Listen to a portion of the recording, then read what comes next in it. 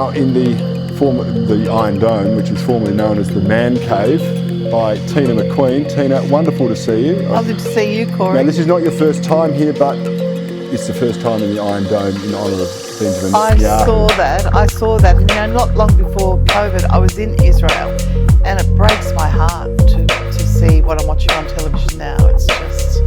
Well, it breaks my heart because the misrepresentation of what is going on in Israel is absolutely atrocious. And a man who follows this very closely is one of the crowd favourites, I've got to say, Gideon Rosner in Victoria. How are you tonight? I'm very well, Corey. It's great to be joining you remotely, beaming into the Iron Dome. And I have to say, Kol HaKavod, as my people say, having that great picture of Bibi behind you, the best leader the Jewish people have known since Moses. So very well done. He knows a thing or two about keeping people safe. Consider for a moment the independent think tank, the Institute of Public Affairs. It was founded in 1943. It's had an unwavering commitment to preserving and strengthening the foundations of Australia's economic and political freedom. It's also been uncompromising in remaining free of the vice of depending on government money to continue their operations. Instead, it maintains its independence by membership subscriptions and some generous donors.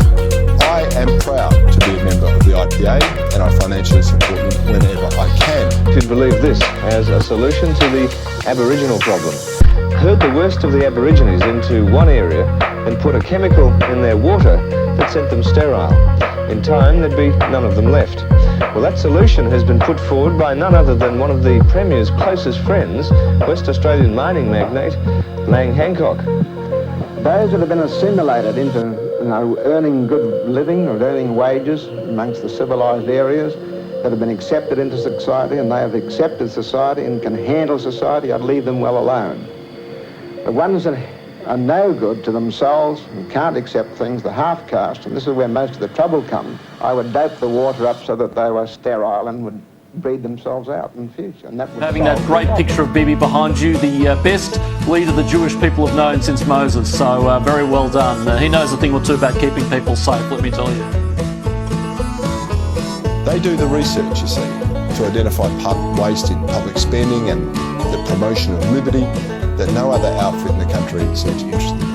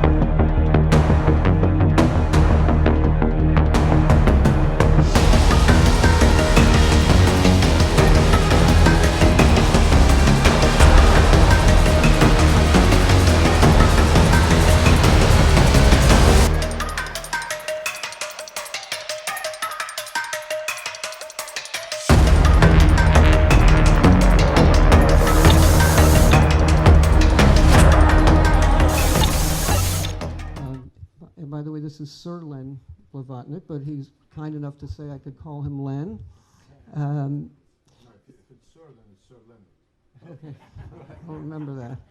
I'm going to ask each of you if you could briefly tell us a little bit about your mentors in terms of your philanthropy and your approach to that, and then we'll go into a little bit more detail.